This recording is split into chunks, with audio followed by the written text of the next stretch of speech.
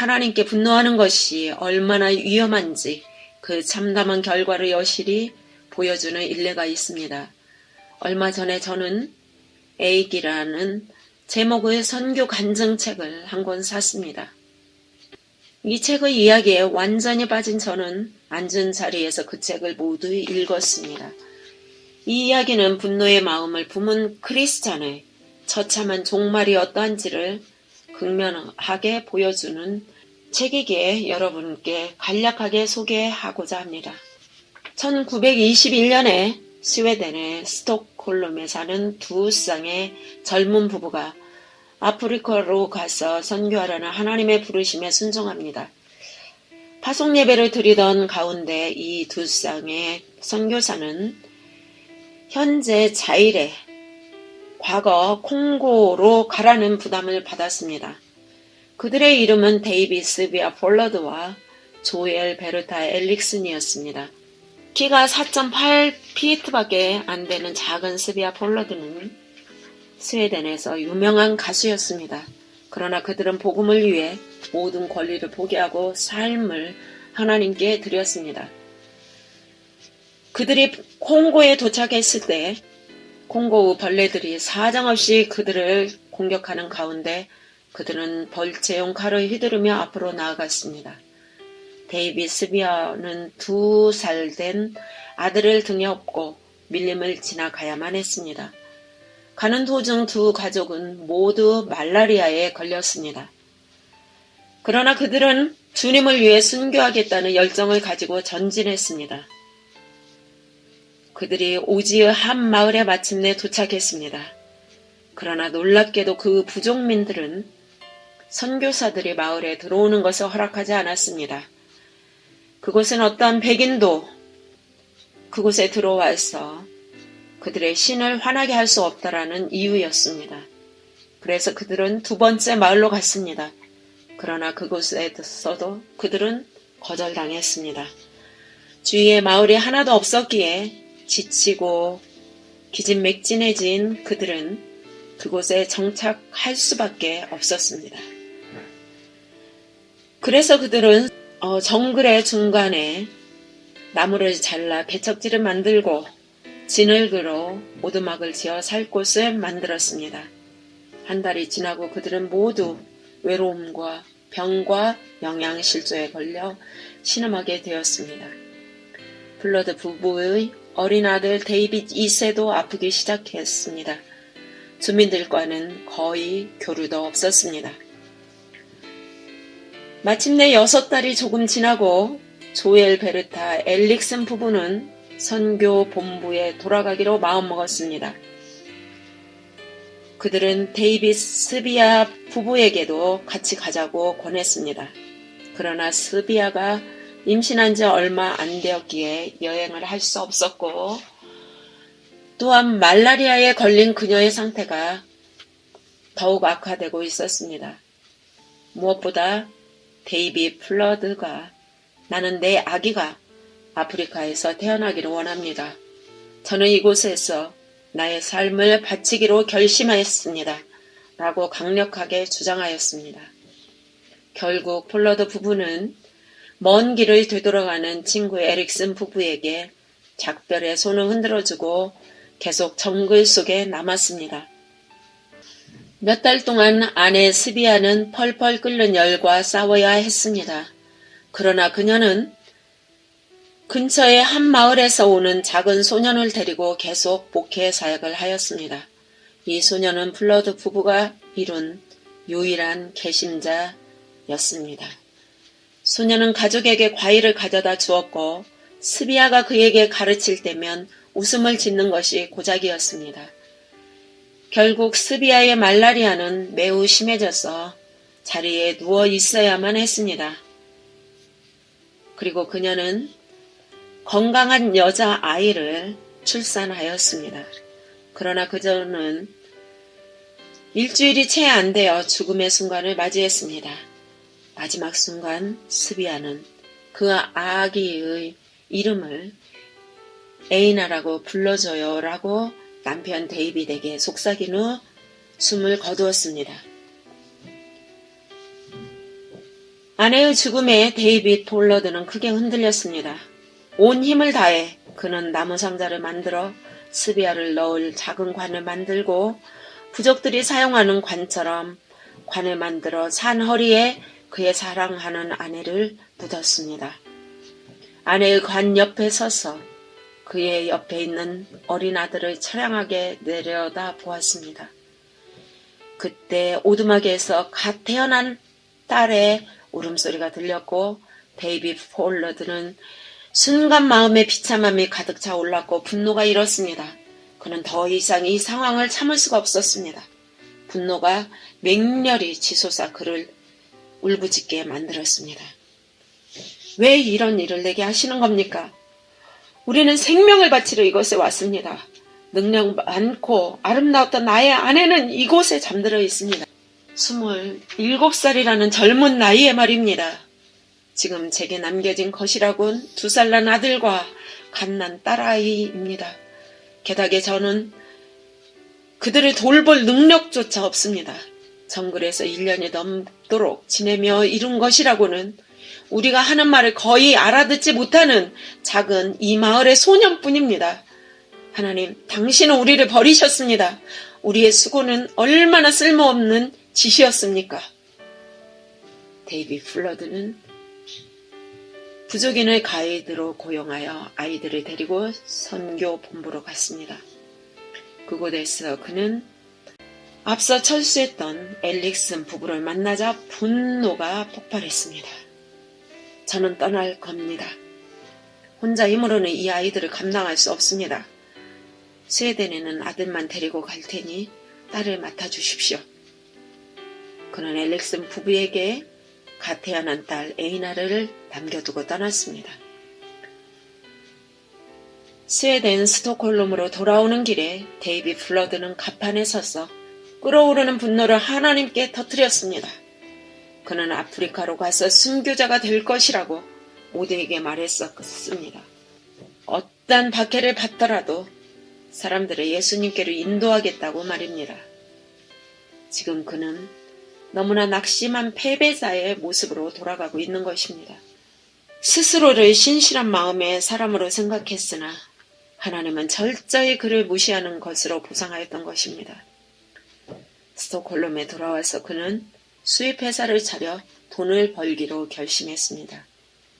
그리고는 주위의 모든 사람에게 그의 앞에서 하나님의 하자도 꺼내지 못하게 하였습니다. 하나님이란 말만 들어도 타오르는 듯한 분노가 혈관을 따라 끌어올라 머리 꼭대기까지 뻗쳤습니다. 끝내 그는 술을 마시기 시작했습니다. 그가 스웨덴으로 돌아온 지 얼마 지나지 않아 친구였던 엘릭슨 부부가 갑자기 죽었습니다. 어떤 부족의 족장이 준 고기 든 음식 때문에 죽었다는 말이 있었습니다. 그래서 어린 에이나는 아더 애나 버그라는 착한 미국인 부부에게 맡겨졌습니다. 버그 부부는 에이나를 데리고 콩고 북부에 위치한 마시시라 불리는 마을로 갔습니다. 그들은 에이나를 애기라고 불렀고 애기는 금방 스와힐리어를 익혀 콩고 아이들과 잘 어울려 놀았습니다. 애기는 대부분의 시간을 혼자 보냈기 때문에 상상을 즐겼습니다. 그녀는 자신에게 4명의 오빠와 언니가 있다고 상상하며 그들에게 상상에 이름을 붙여주었습니다. 그리고는 오빠들을 위해 식사를 준비하고 그들과 도란도란 이야기를 나누는 또한 그녀의 언니가 자신을 찾는 상상을 항상 했습니다. 나중에 버그 부부는 아기를 데리고 미국의 미네아폴리스 지역으로 가게 되었습니다. 결국 그들은 그곳에서 정착하게 되었고 아기는 장성해서 드위 허스트라는 남자와 결혼을 했습니다. 그의 남편은 후에 미네아폴리스에 있는 기독교 학교 총회인 노스웨이트 바이블 대학의 학장이 되었습니다. 성인이 된 아기는 그녀의 아버지를 찾으려 노력했지만 찾을 수가 없었습니다. 그녀는 아버지가 재혼했다는 사실을 전혀 모르고 있었습니다. 한편 스웨덴에 돌아와 재혼한 데이빗은 새 아내와의 사이에서 아기가 상상했던 것과 같이 아기 외에 4명의 아들과 1명의 딸, 총 5명의 아이를 두었습니다. 지금 아기의 아버지인 데이빗 폴러드는 사업에 실패하고 완전히 알코올 중독자가 되었으며 시력도 잃어가고 있었습니다. 아기는 40년 동안 그녀의 아버지를 찾아 백방으로 수소문을 했습니다. 그러나 편지를 보내도 답장은 한 번도 오지 않았습니다. 결국 바이블 학교는 그녀와 남편에게 스웨덴으로 가는 왕복 티켓을 주었습니다. 개인적으로 그녀의 아버지를 찾을 수 있는 기회를 갖게 된 것입니다. 대서양을 건너 스웨덴으로 가는 도중 그들 부부는 런던에서 잠시 하차하여 하루를 보내게 되었습니다. 로열 앨버트 홀을 거니며 산책을 하다가 기쁘게도 선교 집회인 오순절 총회가 그곳에서 열리고 있는 것을 알게 되었습니다. 대회장 안으로 들어갔을 때 한 흑인 목사님이 자이레에서 행하신 하나님의 놀라운 행사를 간증하고 있었습니다. 그곳은 바로 자기가 태어났고 어린 시절을 보냈던 자이레에 대해 말입니다. 아기의 가슴은 마구 뛰기 시작했습니다. 모임이 끝난 후 그녀는 흑인 목사에게 다가가 혹시 데이빗 스비아 폴러드 선교사님을 아십니까? 라고 물었습니다. 물론입니다. 스비아 폴러드 선교사님이 당시 조그만 아이였던 저를 하나님께로 인도하신 분이시죠. 그분들께 어린 딸 하나가 있었는데 그녀가 어떻게 됐는지 모르겠습니다.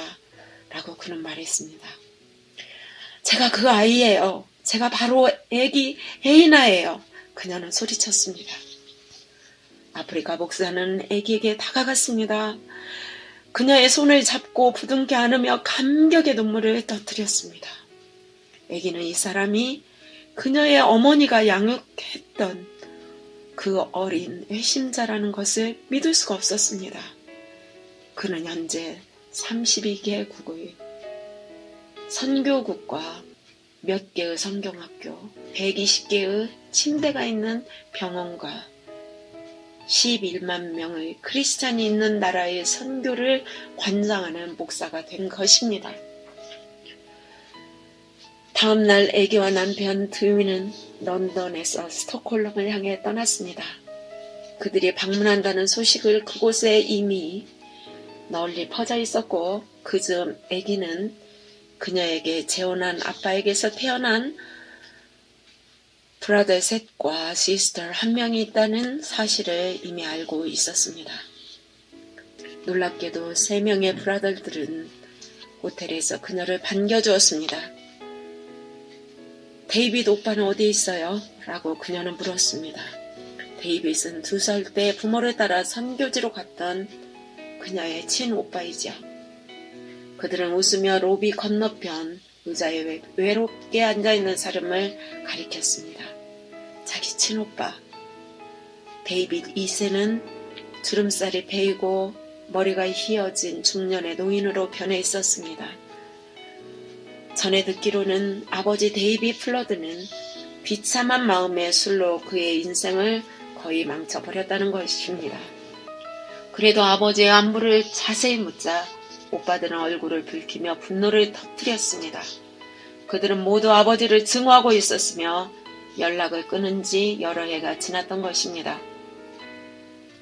아버지가 스톡홀름에 있다는 이야기를 듣고서 그들은 스톡홀름 어느 빈민 지역에 갔습니다. 무너져 내릴 듯한 건물로 들어가 문을 두드리자 한 여인이 문을 열어주었습니다.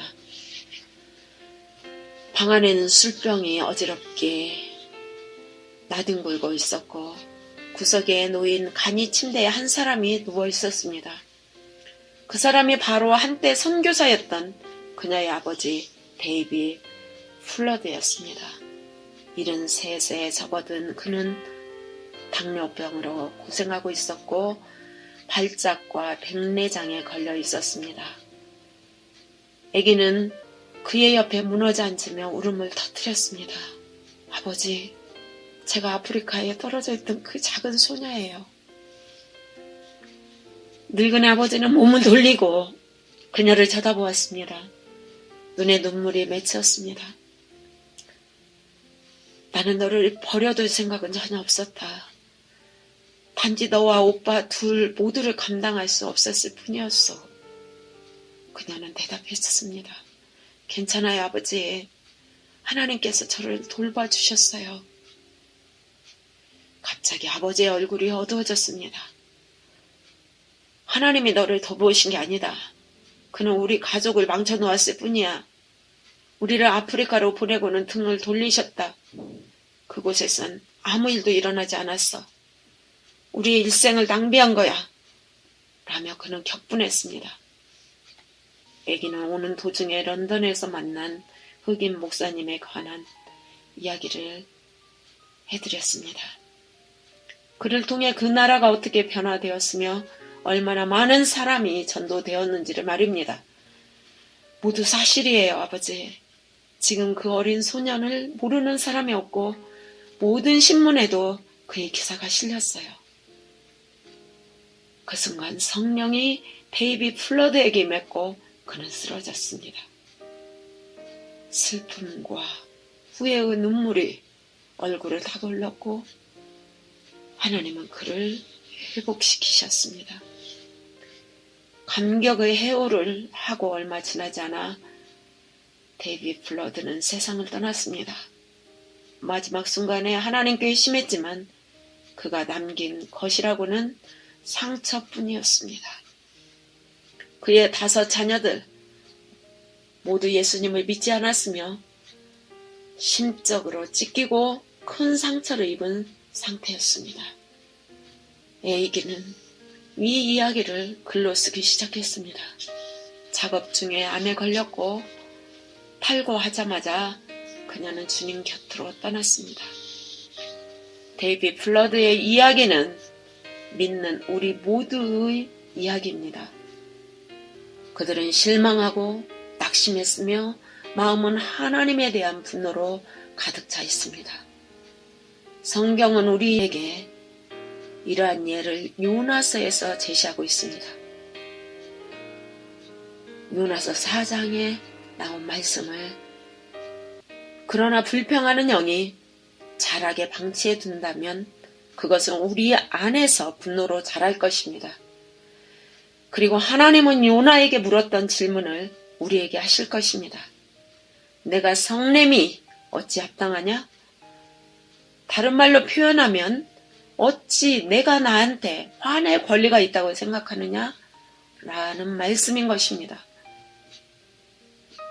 요나는 저는 제가 죽는 날까지 성낼 권리가 있습니다. 라고 대답했습니다.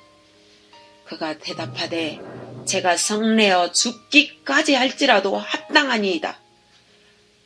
여기 하나님께 성나고 분노로 가득 찬 선지자가 있습니다. 그는 내가 죽건 살건 상관치 않습니다. 나의 사역은 완전히 실패로 끝났습니다. 나의 모든 고난도 소용이 없었습니다. 저는 3일 밤낮을 역한 냄새가 나는 고래 뱃속에 있었습니다. 도대체 무엇 때문이었습니까? 하나님은 나에 대한 모든 계획을 바꾸셨습니다. 나는 당신께 화낼 권리가 충분히 있습니다. 대부분의 크리스찬은 요나와 다름이 없습니다. 그들은 하나님께 화낼 권리가 있다고 생각합니다. 저는 성경을 읽고 기도했으며 하나님의 말씀에 순종했습니다. 그런데 왜 이런 모든 어려움들이 저에게 일어납니까?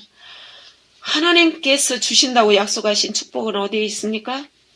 당신은 저를 저버리셨습니다.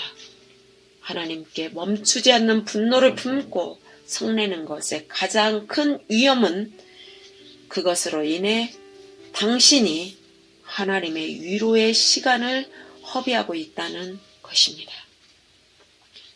당신은 더 이상 위로받을 수 없는 지경에 이르렀을 수도 있습니다. 더 이상 아무도 당신을 위로할 수 없는 지점에 다다랐다는 말입니다. 예레미야는 말합니다. 나 여호와가 이같이 말하노라. 라마에서 슬퍼하며 통곡하는 소리가 들리니 라헬이 그 자식을 위하여 애곡하는 것이라. 그가 자식이 없으므로 위로받기를 거절하는도다. 예레미야가 이 글을 썼을 때 이스라엘은 포로로 잡혀간 상황이었습니다. 그들의 집은 불에 타 무너졌으며 그들의 포도원은 모두 황폐해졌습니다. 예루살렘 성은 무너져 돌 조각으로 변해버렸습니다. 주위를 둘러봐도 보이는 것은 폐허와 잿더미 뿐이었습니다. 그래서 예레미야는 이스라엘의 조상인 라헬을 자식을 빼앗기고 정신을 잃어 울고 있는 인물로 표현합니다. 그녀를 위로할 수 있는 것은 아무것도 없습니다. 예레미야가 전하고자 하는 요지는 이것입니다. 이 통곡하는 이스라엘 사람들은 그들의 슬픔에 완전히 빠져 위로받을 수 있는 상태를 벗어났습니다. 예레미야는 그들을 위로할 수 없었습니다. 말을 걸 수도 없었습니다. 그들 마음속에는 하나님께서 그들이 포로로 끌려가도록 허락하셨다고 생각하고 있었습니다. 다시 말하면 그들은 하나님께 증오심을 품을 권리가 있다고 생각한 것입니다. 이런 상황에 다다르면 우리는 더 이상 타이르거나 숭고하는 말을 듣지 않습니다. 하나님은 희망이 있다고 말씀하십니다. 나 여호와가 이같이 말하노라. 내 소리를 금하여 울지 말며 내 눈을 금하여 눈물을 흘리지 말라. 내 일의 갚음을 받을 것인즉 그들이 그 대적의 땅에서 돌아오리라. 여호와의 말이니라. 말하자면 울음을 그쳐라. 불평을 그쳐라. 나를 믿는 너의 신뢰함에 보상을 줄 것이다. 라는 의미입니다. 그러므로 내 사랑하는 형제들아, 견고하며 흔들리지 말며 항상 주의 일에 더욱 힘쓰는 자들이 되라. 이는 너희 수고가 주 안에서 헛되지 않은 줄을 알미니라. 사랑하는 여러분, 여러분의 울음과 기도는 결코 헛되지 않습니다. 여러분이 겪는 모든 고통과 울음에는 목적이 있습니다. 하나님은 말씀하십니다. 모든 것이 끝났다고 생각하느냐? 너는 실패하고 파산하여 아무 소득 없는 너의 상황만 보고 있다. 너는 이젠 끝입니다. 라고 말한다. 그러나 이것은 시작일 뿐이다. 나는 너에게 줄 상을 보고 있다. 너를 위해 선하고 놀라운 일을 가지고 있다. 그러니 울음을 그쳐라. 여러분, 하나님의 성령이 여러분의 모든 성냄과 화와 분노를 고치도록 하십시오. 너무 늦으면 그것들이 여러분을 파괴해버릴 것입니다. 여러분은 여러분의 삶에서 파괴된 폐허만 보게 될지는 모르나 하나님께서는 회복을 보십니다.